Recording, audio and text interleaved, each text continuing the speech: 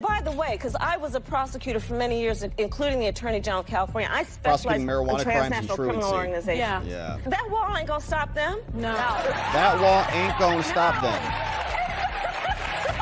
Therefore, she should have been able to do an interview on the first day. Yeah. Why isn't it's she not a question of ability. It is one of campaign measuring. No, it's one. She doesn't want to answer. How much she needs to she be doesn't out want to visiting answer for the fact that she was against fracking. She was against private insurance. In ways she was that against Joe Biden gasoline could not. cars. And she doesn't want to talk where about they are it. and having those conversations every day. Those bigger issues, the familiarity with her record, both in the Senate as a candidate, as vice president, that's not something that a local reporter is going to have a handle on. We've all been. Oh, give me a break. Why? Because they don't work at CNN? They're not smart like you are? Kamala Harris flip-flops on building the border wall. The same woman who came out lectured all of us about how racist it is and about how she will not fund it at all is now going to fund it, or at least a portion of it. And Axios is calling this out from Alex Thompson and Hans Nichols. Harris flip-flops on building the border wall. And no one's going to care on the left because they're just, well, you don't have to beat Trump. If she's elected president, Kamala pledges to spend hundreds of millions of dollars on the wall along the southern border, a project that she already called un-American during Trump's term. Un-American. It's the latest example of a Harris flip-flop on her past liberal positions. She already supported Medicare for all. She's already supported banning fracking. But now she's reversed all of that because it's inconvenient for her during this election season. Now, Harris is embracing a more hawkish immigration approach as Donald Trump spends tens of millions of dollars attacking her on the border. It's not an attack. It's just exposing the truth. The border's wide open, but she still has significant differences with Trump, like she opposes his family separation and his plans for mass deportations. Do you mean family separation like those 300,000 kids who are now missing from their families, presumably, being sold into slavery? In her speech at the DNC, Harris said she would sign the border security bill, which they say Trump had ordered his allies to kill, which was not even needed because Kamala Harris already killed the secure border when she came into office. The bill requires the Trump border wall, said Langford, and Harris's campaign says the border deal is much more than the wall. They call it a compromise, but Harris advisors note that the bipartisan border proposal didn't include any new money to continue building the wall. It's just an extension, and she already has flipped on this, okay? In February 2020, she wrote on Facebook, Trump's border wall is a complete waste of taxpayer money and won't make us any safer. Now she's agreeing to build it. In April 2017, she said the wall was a stupid use of money and that she would do whatever she could to stop the funding of the wall. In fact, Colin Rugg has assembled all of her statements here. You can see there's been a bunch of them from Kamala Harris over the years saying that the wall is a bad idea, but now she's trying to just take Trump's campaign and make it hers because she's so dumb. She can't even come up with a single policy idea as far as we know, other than like price gouging, which has been universally reviled. So here's Kamala Harris when she was running back in 2019. And folks, on the subject of transnational gangs, let's be perfectly clear. What? The president's medieval vanity project is not going to stop them. This issue is about a vanity project for this president. Right. And it is a problem of his own making. Right. And listen, when I travel this country, folks have plenty enough problems that they need their president to focus on. Instead of a wall. By the way, because I was a prosecutor for many years, including the Attorney General of California, I specialize in transnational criminal organizations. Yeah. That wall ain't gonna stop them. No. That wall ain't gonna stop them.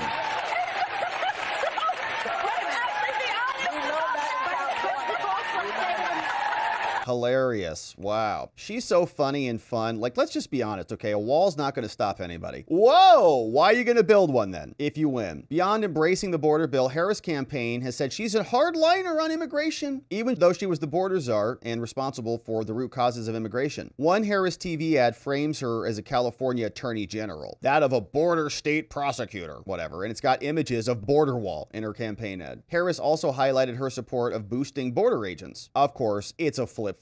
She's terrible. Donald Trump was right all along about this, and Kamala is just a latecomer to the party. Now, even this was one of her campaign advisors some time ago, says, look, I'm about border security. This is Adrian Elrod in 2018, but we're not building a wall. Here's what her campaign said. I think Senator Kamala Harris said it best yesterday when she said, look, I'm all about border security, but I don't want a wall. Absolutely no wall. There's a way to have better border security by beefing up agents at the border, by, beefing up more funding for border security security agents across the border. But absolutely building a wall is off the table for Democrats. Okay, off the wall. Apparently not. Now Kamala is back on the table with the border wall problem. And so what we're seeing here is that Kamala does not want to debate, or rather even talk. They are trying to change the debate rules so that she can sit down because she doesn't want Trump to be taller than her. She wants to have notes because she can't remember things or speak extemporaneously off the cuff. And she wants the microphones to be on so that she can do her little I'm speaking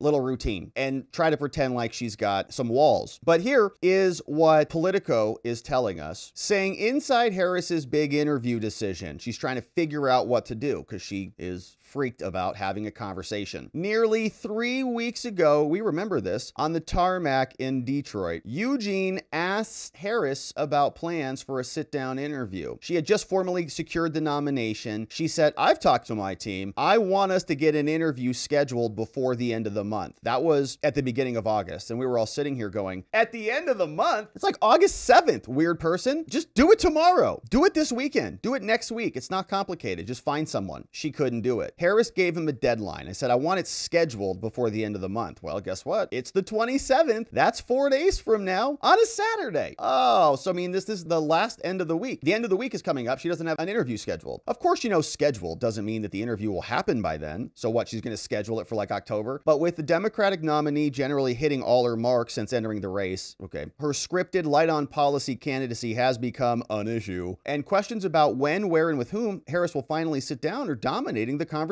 this week. Trump is doing a ton of interviews and he's highlighting the gap. He's out multiple times per day. Harris campaign staff have been even asking reporters, okay, because they're so pathetic. Who do you think we should talk to? Who's going to be nice to us and not ask us any hard questions? Behind the scenes, TV producers from big name anchors have been calling the campaign to pitch their talent as the person she has to do it with. Oh, come over here. We're going to be super nice to you. Harris has had a light schedule. Sources say that she's using this time to prepare for her debate, not just to do that, but to map out a media strategy for the next few weeks. Here's some of the questions. Now, who should you send your pitch to? One source of intrigue concerns who in Harris world will actually make this decision. Who's the person who's actually running Kamala? Brian Fallon, generally considered the key person, but the interview has to be coordinated with the official office, where the director is Kirsten Allen. Brian Fallon and Kirsten Allen. We hear there are some tensions there. Another source with knowledge of the process said that Stephanie Cutter is a senior advisor for message and strategy. She's going to have an outsized role as well. Campaign chair Jen O'Malley Dillon and senior advisor David Plouffe represent another camp, and Maya Harris, the sister, and Tony West, Harris' sister and brother-in-law, will also weigh in. It's going to take like a whole team to get her to sit down and talk to somebody. The political operatives on this list all have long-term relationships with TV networks and their major talent, right? So it'll be an inside job. But unlike Biden, Harris herself doesn't have the same deep history with the journalists now wooing her. There's been considerable debate about the purpose and the timing of the interview. The main narrative in the political press is that Harris needs to do a lengthy, serious interview with a brand name anchor who's going to push her on the issues. Harris herself has expressed disagreement with that view, we're told by two people, telling some Democrats, oh no, I don't need a big showy interview. In October, Harris did a sit down with Bill Whittaker on 60 Minutes and talked some foreign policy. Some of the exchanges were testy and some Harris aides came away unhappy. Former advisor Ashley told Playbook she thought Harris should have 3 goals for the interview. 1, peel back some layers on her and show people some new dimensions. There are questions about her worldview and her ethos, who she is as a leader. Exactly right. No one knows. Again, I would love to have an hour interview, even 2 hours, right? Would be great. She could do something like with Elon. She could sit down and talk to some podcaster for an hour, but we just want to get to know her. Like, who is the authentic Kamala Harris? The convention, she noted, dealt mostly with her bio, all scripted like a movie. The second goal would be policy. Says a big audience for this is inside the Beltway crowd that really cares about policy. So she should substantively draw some distinctions with Biden. And third, we got to show her visually. I wanted her to do some in the office at the White House, show her on the road and take you inside her home at the Naval Observatory. So who is she going to pick? Gayle King from CBS. So we also say, who else is in the running? The universe of reporters is also relatively small. David Muir, who is an ultra lefty, who has the highest ratings, is co-moderating a September 10th debate. Other TV veterans, CBS's Nora O'Donnell and Lester Holt were also mentioned. Gosh. NBC's Savannah Guthrie is also a possible choice. At CNN, all the other anchors, Caitlin Collins, Dana Bash, Jake Tapper, insane. O'Donnell recently announced she's leaving CBS. It could be a nice capstone. Almost everyone we talked to said Harris will consider race and gender. No, okay, so no white males. Sorry, David Muir. Sorry, Jake Tapper. You guys are white guys. She would be keen to sit down with a black female, though nobody believes that's a requirement. And what about Tim Walz, you might be asking? Where's Tim Walz been? One of the issues that Harris World is currently working to address is how to deploy Tim Walz. Now, the danger in sending him out to do big solo interviews is that he might not have a full command of where Harris is on every issue. He doesn't know where she stands on policy because she doesn't know where she stands on policy. As someone pointed out to us last night, Harris talks about, quote, the opportunity economy. But if Walz were asked to define that, would he know how? No, of course not. What the hell does that even mean? We want an opportunity economy as opposed to what? An inflation economy or an illegal alien economy? What? Or a war economy that just funds foreign wars? Running mates generally do a joint interview during a presidential campaign. This could be an opportunity for that. So then Kamala would come out with Walz, as Megyn Kelly called him, her emotional support governor. They tend to be softer and focus more on the relationship between the two, so a morning show could make sense. They're so pathetic. They should do a morning show or something like that, right? Something just pathetic, and they'll say, see, she gave an interview, see? And then the media will say, well, I guess you're right. She did do an interview. They talked about breakfast tacos, but sure, it was an interview, and I can see that absolutely happening. So it's really sad and pathetic that she can't just go talk to somebody. Trump has had multiple interviews, multiple conversations. He shows up, takes questions from the press basically every day. She's so incompetent and a fake candidate that the media is going to cover for her, and they're just going to try to shove her in just like they did with Joe Biden. It's pathetic. We know that even people in the media are now asking questions about this. There was a panel over on CNN that got into it about this. This is kind of a big problem, right? She's going to schedule an interview. She's condescending to the people in the media, right? They're like battered spouses. They're just being abused by her,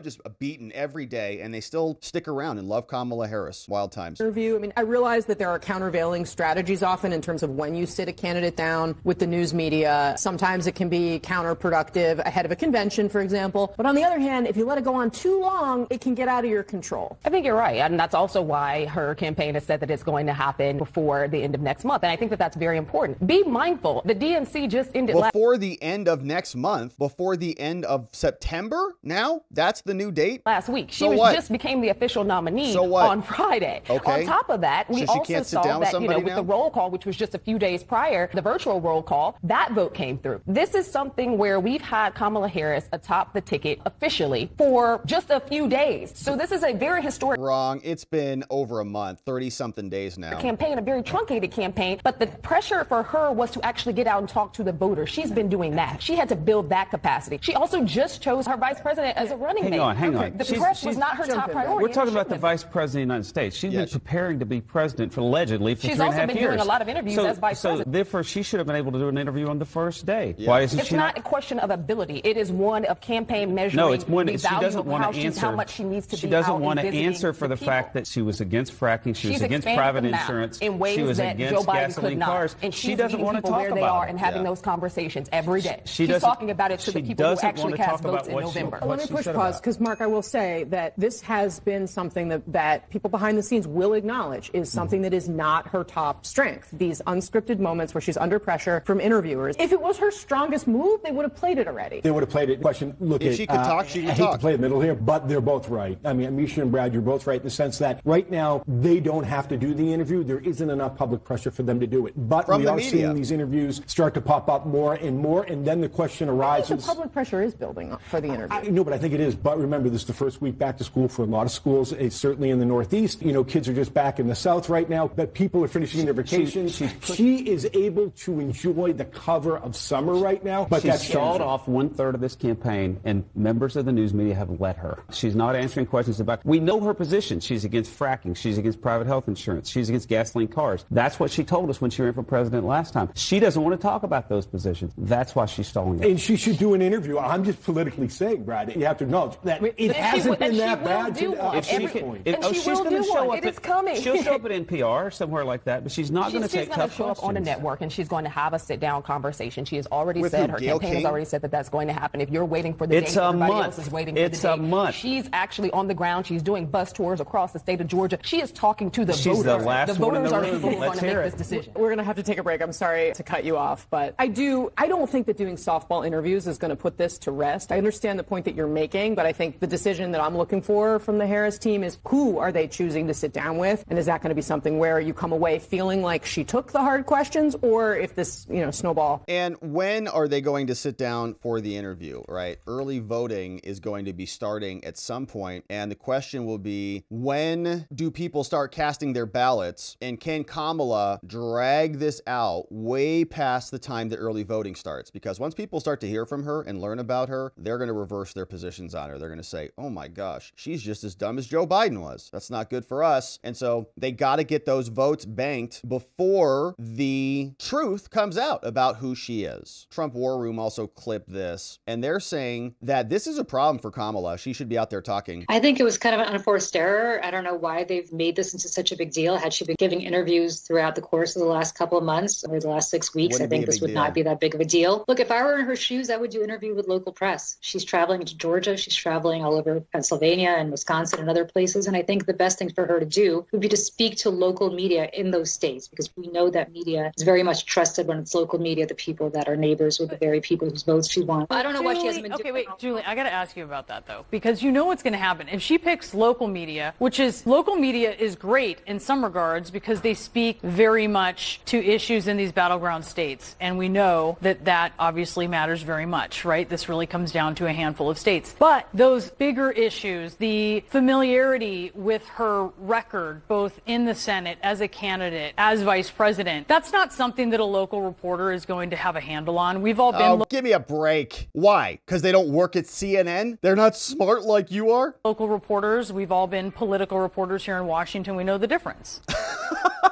We can't trust those local reporters to talk to Kamala. She better come on CNN. Well, first of all, I disagree with you. I think a good local reporter is very well-versed in national issues. I'm not suggesting that she do those interviews to the exclusion of doing a big sit-down with a network or a big cable news interview. But the point is that I think she all along should have been, and I would urge her to continue doing those local interviews as well. Yeah, they just need her to do something, okay? That's what this woman is saying, some Democratic strategist. Her name is Julie Rodzinski, and I think she's right about that. Kamala just needs to do something, okay? She could sit down with a 15-year-old and say, well, we did an interview, because her campaign staff will just say that. She did an interview. She sat down with some person. You sat down with this one. It's just a talking point. But you can see the media is getting upset about that. They're saying, well, what about us? Why wouldn't she come talk to us? We're qualified. We tell you what the news is. Well, there's a lot of problems behind the scenes. You can see that the Daily Mail reported this one, says that now there's a secret feud with Biden between Michelle Obama. Nancy Pelosi's not happy with Kamala Harris, and the president was physically shaking. Joe Biden shaking physically. That's how mad he was. Emily Godin's dispatch reveals what really went down at the DNC. And boy, oh boy, sounds like it was a spicy one. So we'll go through it. We'll see what this article has for us. It says, as Joe Biden disembarked on Air Force One in the early hours of Tuesday morning in California, Joe Biden was physically shaking. Don't know if he was mad or if he was dying. It was 5:30 in the morning. The president was awake almost for 24 hours. Yeah, right. Walking slowly down the plane stairs, he struggled to step into the SUV waiting for him. One of his Secret Service agents moved to shield the cameras from watching and shoved him into the car. Jill Biden watched, visibly concerned. Her husband dropped out of the race. Now he's a lame duck. He was scheduled to speak at 10:30. This was his farewell address at the DNC, and he was physically shaking getting off the plane. In the end, he didn't speak until well past prime time because they delayed him. He left the stage at 12:15. Americans were already asleep. These Democrats are sick people, man. They did that to their own dude. Could you imagine that? Being that type of person? A crowded speaking schedule meant that a planned video tribute had to be cut, and they cut a bunch of other people. Jill and Ashley introduced him, but there were a lot of problems. The organizational failure will have done little to help what has been described in recent weeks as the First Lady's growing feeling of betrayal. Jill Biden feels betrayed. They were betrayed. She's absolutely right. They got stabbed in the back by their own people. Early Earlier this month, the Mail exclusively reported how Nancy sent a message to Biden on June 20th, threatening to go public with her concerns about the candidacy if he did not withdraw. The next day, Biden tweeted a letter confirming he would withdraw. Nobody believed it was him. Then he endorsed Harris. Now, Pelosi's ultimatum is said to have left Biden furious, has all but ruined their 50-year friendship. The Biden clan left Chicago almost immediately after his speech. They went back to California. He took security briefings. Unlikely that he managed to get any sleep. Yeah, right. Far from extraordinary,